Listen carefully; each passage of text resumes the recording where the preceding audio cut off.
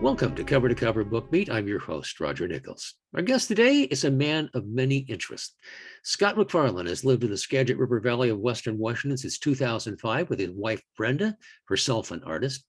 MacFarlane earned his MFA in creative writing at Antioch University, Los Angeles. His master's thesis led to the publication of The Hippie Narrative, a literary perspective on the counterculture in 2007. The chapter on Kurt Vonnegut's Slaughterhouse-Five was reprinted by highly acclaimed literary critic Harold Bloom. From his play exploring the artistry and spirituality of four Swedes, Ingmar Bergman, August Strindberg, Emanuel Swedenborg, and Carl Michael Bellman, MacFarlane created the Dioramation, Seer and the Nymph, which was shortlisted at the Swedenborg International Film Festival, London in 2010. He served as the founding executive director for the Columbia Gorge Discovery Center in the Dalles, Oregon, which opened in 1997. The last decade, his writing productivity has flourished from driving a transit bus in the Puget Sound area between Everett and Bellingham. The job can be left behind when going home, but his most colorful writers continually reveal the rolling quirks of life on a slant. The impetus for MacFarlane's crime novel, The Bone Shrine, which came out last year, came from seeing his promising young writers falling into hard drug use and early pregnancy, despite their youthful promises. We are very pleased to welcome Scott MacFarlane. Thanks for having me, Roger. Very much appreciate it. Yeah, I was very pleased to discover the Bone Shrine in the title of the book is actually an absolutely real place and only 3.5 hours from the Dalles. How did you happen to discover this?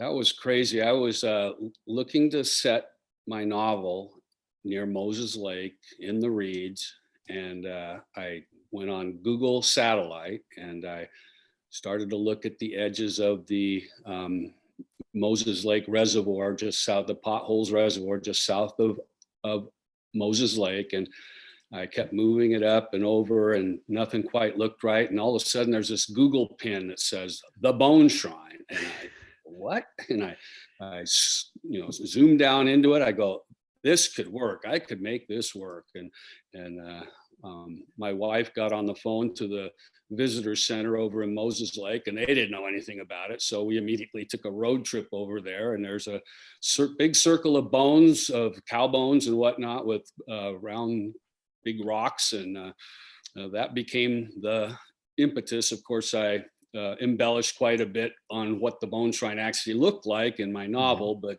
that was the catalyst for where the opening of my novel took place. The opening and the title of the book. It's an intriguing title. It'll suck people in too. That's what I like about it. My stepkids loved it, so I go, oh, that's my focus group. I'm going to go with it. There you go.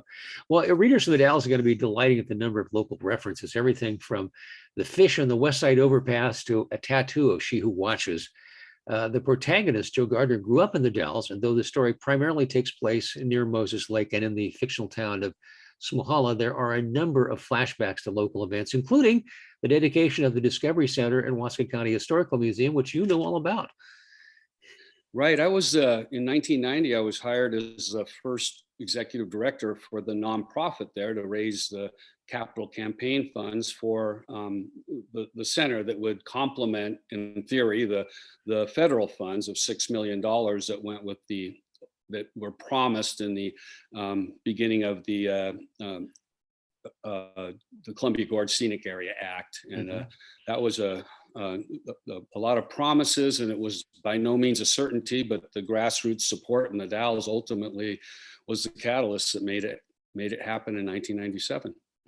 And a nice bequest by Ernie Kuck didn't hurt things for the museum site. Absolutely. Yeah, the local rancher, his part, some locals had the foresight to combine $8 million thereabouts in a bequest from Ernie Kuck to create a Wasco County Museum that's co-partnering with the Columbia Gorge National Scenic Area Interpretive Center on the other side, which is called the Columbia Gorge Discovery Center and Museum now.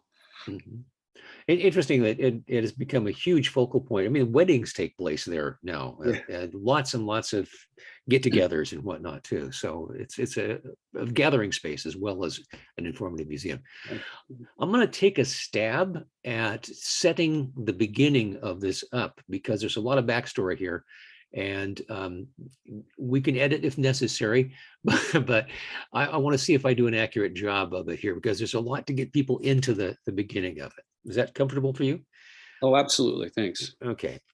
The story, which is set in the year 2000, begins as Joe and his pregnant girlfriend Mary pull into the Bone Shrine at midnight on a hot August night, and things go downhill from there. Joe, who previously had been severely injured in a Columbia Gorge Hustlers baseball game, earlier became hooked on heroin after being taken off pain medication for his injury. He was caught, spent 90 days in juvenile detention, but after getting out, he secretly started up his habit again. He took his last Vicodin this morning and is starting to feel the bad effects of withdrawal. Much of the reason for this trip north is to see if he can score some heroin from his Moses Lake cousin, Gunnar Larson. Despite his growing need, he is fascinated by the shrine and goes to explore it with his flashlight. Poking around, he finds a stash of 2 kilos of China white heroin in a first aid kit. And just then, Mary yells that her water is broken. He stashes the box and starts to ride to a hospital, but after a few hundred yards, her 4x4 runs out of gas next to a weedy pond. The baby arrives safely, and he grabs a gas can and starts walking back to the highway. He's picked up by a deputy sheriff and taken to a gas station. On the way back, the deputy notices he's sweaty and itchy and has track marks on his arm. When they arrive back at the Bone Shrine, Mary is missing. Seeing the blood in the truck, the deputy arrests Joe and cuffs him, finding Mary face down in the pond and unable to be revived. Baby Grace is found floating in an air mattress in the weeds of the pond. Joe is taken to the county jail and charged with Mary's murder. And that is one heck of an opening. Thank you. That was a good synopsis. Thanks. And there are so many factors that go on in this. And there was this moment of, I have to put the word revelation, when I realized you had Mary and Joseph in the desert near Moses Lake, giving birth to a child in inhospitable circumstances, and later the baby is found floating in the reeds. It's so biblical and wonderful biblically. What was interesting is some authors will copiously lay out a detailed outline of where they want the novel to go. I kind of look at it as benchmarks. I kind of know roughly where I'm going to go, but I had basically written, I did not know, where are these kids going to come from? Because they're obviously not from Moses Lake. And for some reason, I said, oh, have them come from the Dalles. And that's partly why I was set in 2000, and my experience working a very challenging job creating this once in a lifetime museum for a town of 11,000 people was huge. So they say, write what you know, and that decision to make Mary and Joe come from the Dalles, Oregon, really gave my novel legs for me as an author, and I'm really glad with that decision, because it I don't know, it added a third dimensionality to the characters themselves, and to the Northwest even, that I was trying my best to depict too. Okay. I think I wrote you this, that probably the greatest revelation of all is when I realized that the baby's name is Grace, and that when she was pregnant, she was Mary, full of grace, as in the Hail Mary prayer. I was gobsmacked by that. That was brilliance. Take a compliment. You always worry that things are too obvious when you're writing them, so it's really nice to hear that you got it. But it didn't come right away, but at some point, I think it was when you actually, and there's a lot of religion in this, but it's not like in your face. It's like context for the story, because Nichiren Shoshu Zen Buddhism comes in there as well. So there's an interesting mix of things. Right. Well, obviously we write from our own personal experience, and personally, I try to find I'm an anthropology major from the University of Washington, which certainly helped with the Discovery Center, recognizing the importance of that. But just the intersection of the great religions with each other, where are the commonalities and such, and two characters that. Joe, I had this heinous injury as a baseball player, and then his family had hosted an exchange student, Kuma Kusamoto, and both of those were inspired. I'm a Seattle Mariners fan, and probably the best position player right now is Mitch Haniger, who had a grotesque injury of that nature that Joe had, that launched his dependence on opioids and whatnot, but not Mitch Henniger's, but my character, Joe Gardner's. And then Kuma Kusumoto, it was Hiroshi Iwakuma was a very fine pitcher for the Mariners, threw a no-hitter, and was probably their number 2 pitcher for a number of years behind Felix. And he's a practicing Nichiren Buddhist. And I thought, well, I personally, I like that brand of Buddhism. It's very close to Zen, but they use more chanting. And but like you said, that's not the driver of the novel, but it's part of what makes Mary becomes a practicing, when she was alive, Nichiren Buddhist and chanted, and whereas Joe grew up Catholic and he becomes very attached to the Catholic chaplain, Father Jose.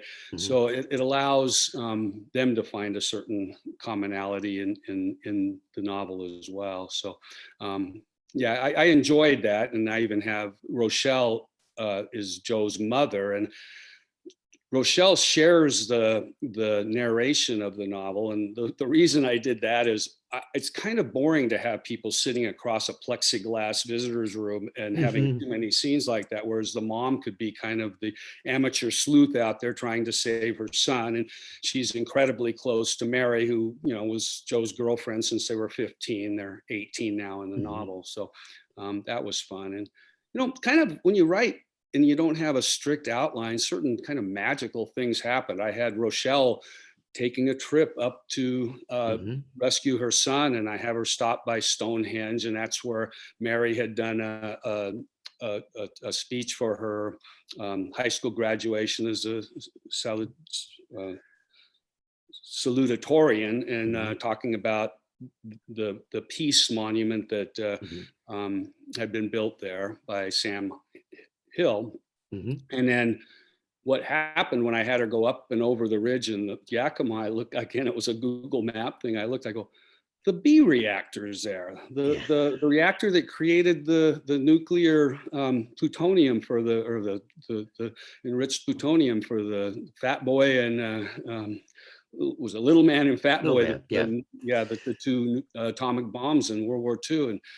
And I had Nichiren Buddhists, the founders of the lay group that Kuma belonged to.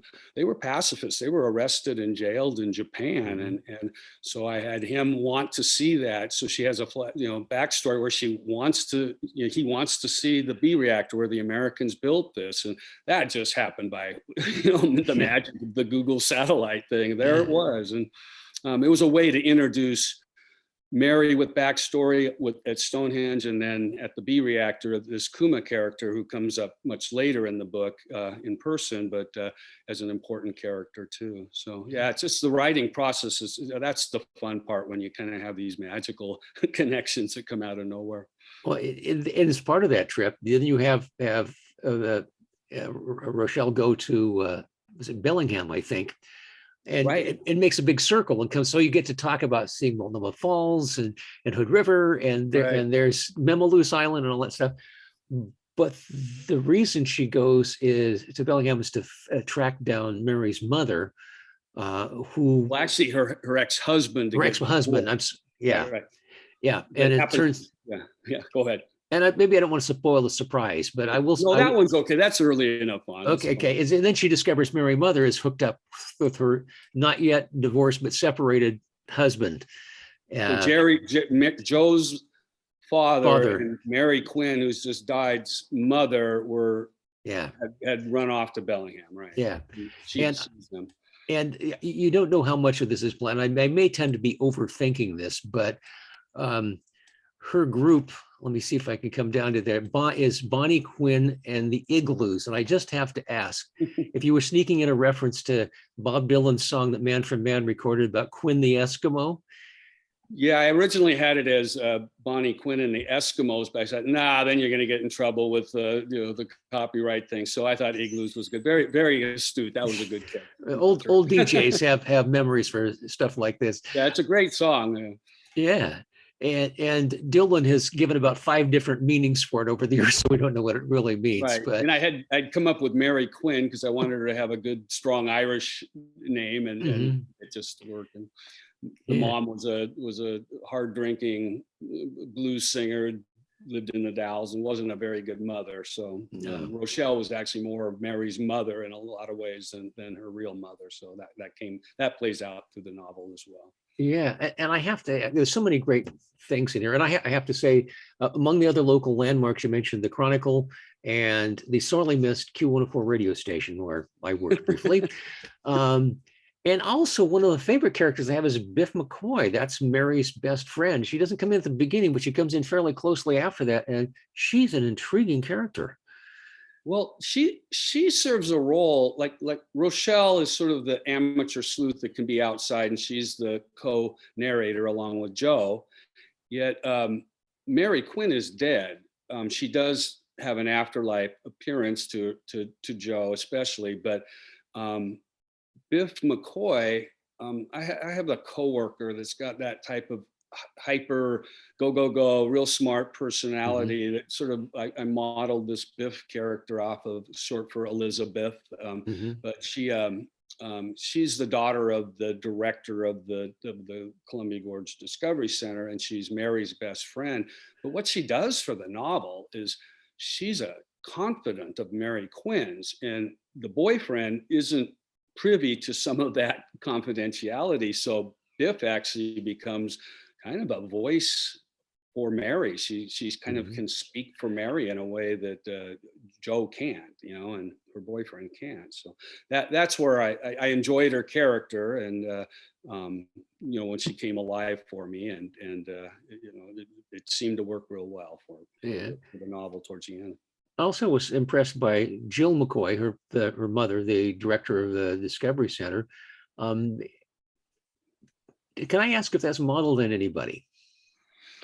Well, I was the director raising the money for the center. I knew I was never going to be the one who ran the actual museum, but they had a few different directors. But the one that's been there for 16 years and just retired is Carolyn Purcell, and I don't know. So it was partly how I am, would have handled having a Joe and Mary work for me when I was there, but it Mm, was also I could sort of imagine Carolyn Purcell having this daughter, and uh, of course that's a very minor role in the novel. It comes up in the court scene and uh, whatnot, but Carolyn Purcell did an outstanding job stabilizing the center for 16 years. They brought in weddings. It was something we never thought would happen yeah, when I was raising the money for it. But what a grand venue for a wedding, and yeah.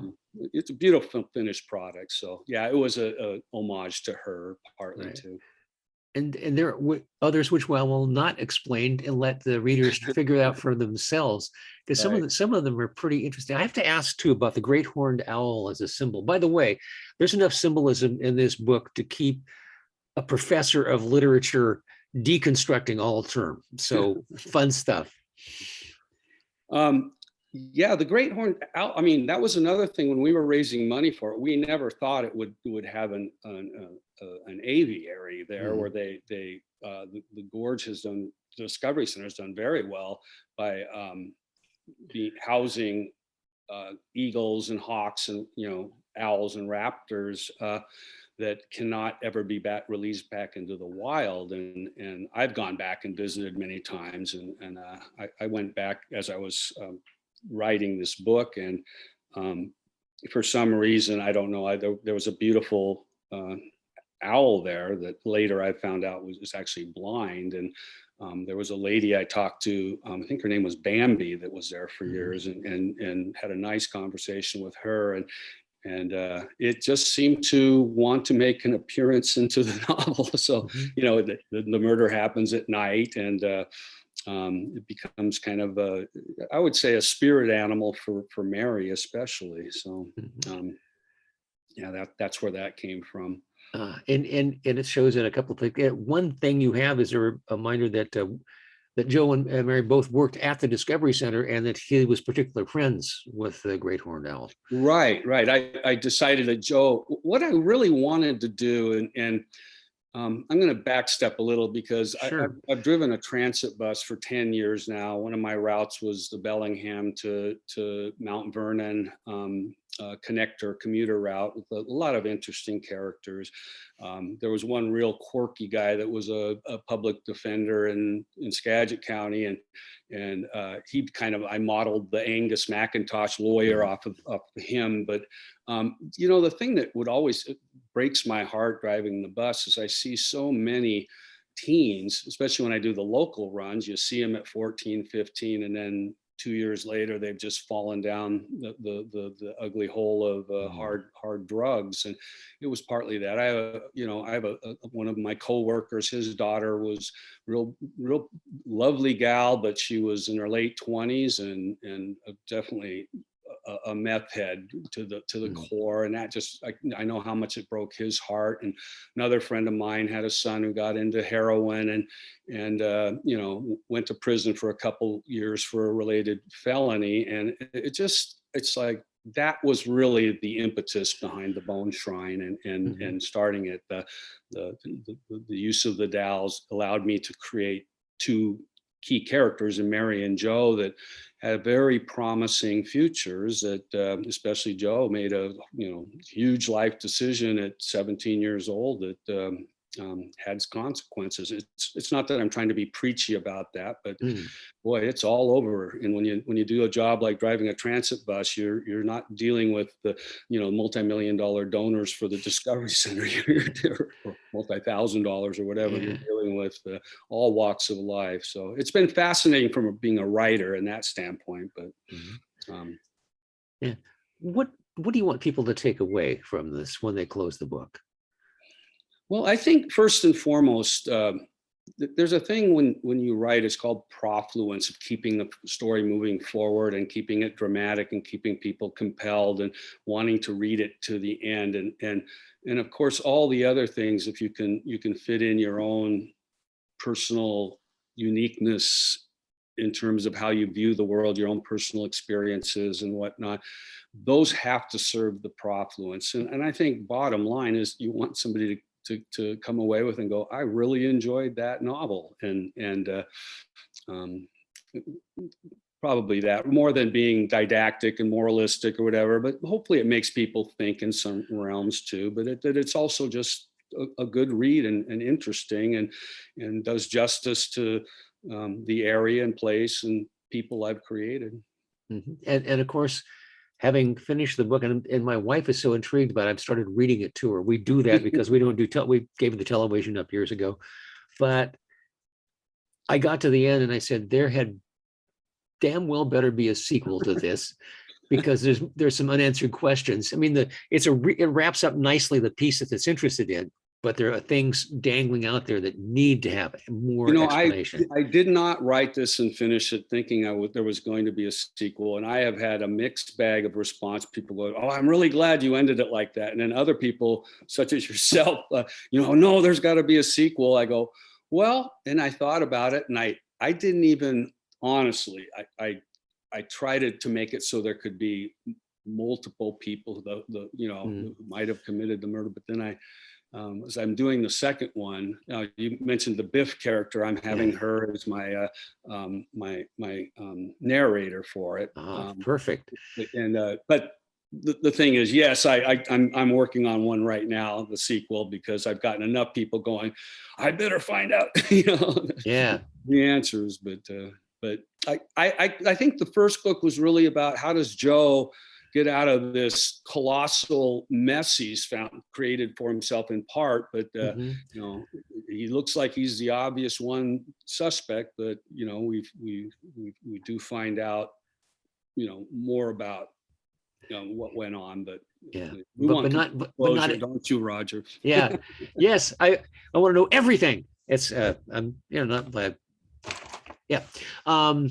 I did a couple of little bits and pieces that I thought were nifty, and I want to mention one or two of them. Defense attorney Angus McIntosh seems to be just a little bit off when we first meet him.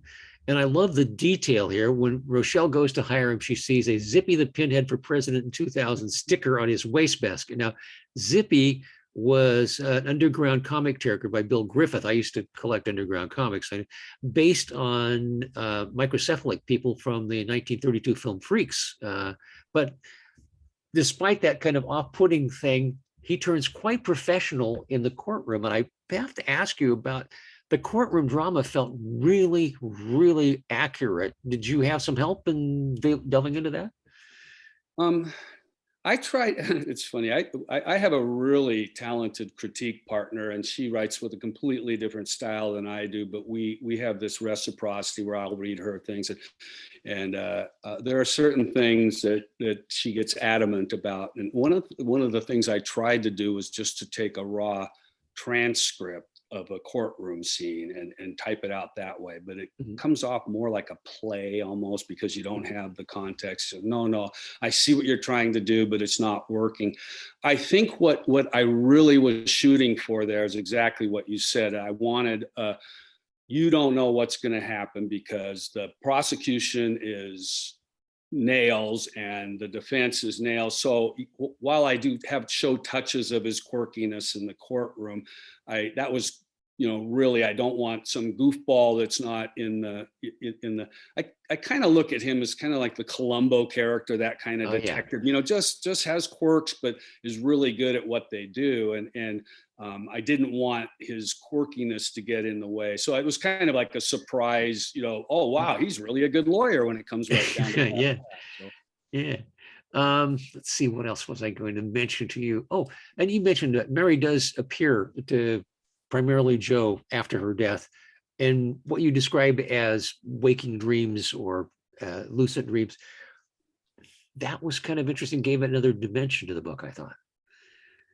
Yeah, I mean, that's partly how I was able to get into also examining the intersections between, say, Catholicism and this Buddhism, and but just that there is a spirituality. And frankly, when a loved one that's that close dies, that's probably when most all of us become the most spiritual. And she had unfinished business on this side. She wanted to make sure that her newborn baby was taken care of, and her only boyfriend lover for her whole life was taken care of too. So it was a way to also, in current story, show the level of connection between Joe and Mary that wasn't all past tense. So yeah, that was those were yeah, Great. interesting to write.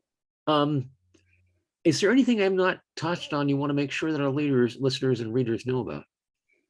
Well, I one of my commuters from Bellingham, is a lawyer in the town I live in Mount Vernon, for in Skagit County, and I saw him at Costco, and I had given him a book, and he asked me, "Did you go through a drug problem, Scott?"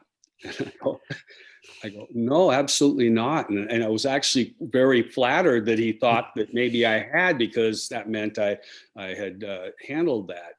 I went to high school north of Seattle it's called Meadowdale, which is Edmonds Linwood. And there's 400 kids a year that graduate from there. And by far the most famous graduate of Meadowdale High School was a grunge singer for the group Alice in Chains.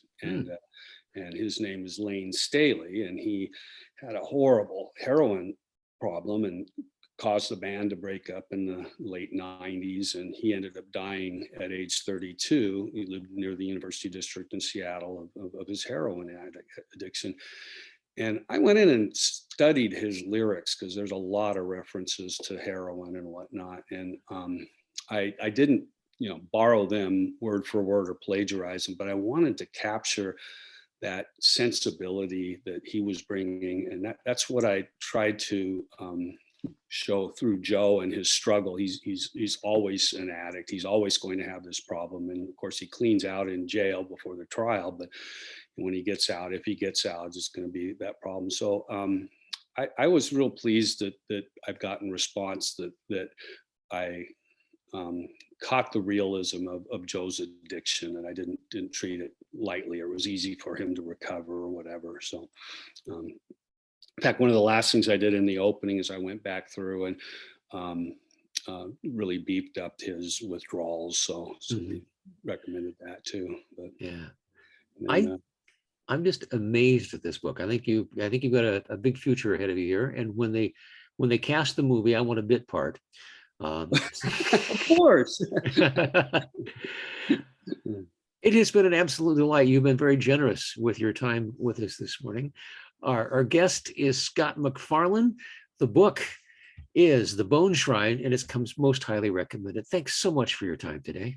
Well, thank you for your interest. Your questions have been great, and our back and forth beforehand too. And the fact that you're from the Dalles, you remember the period of how difficult it was to create this once in a lifetime project there, the Discovery Center, and just your keen knowledge of the area really shines through with your questions. So thanks, Roger. I appreciate your attention.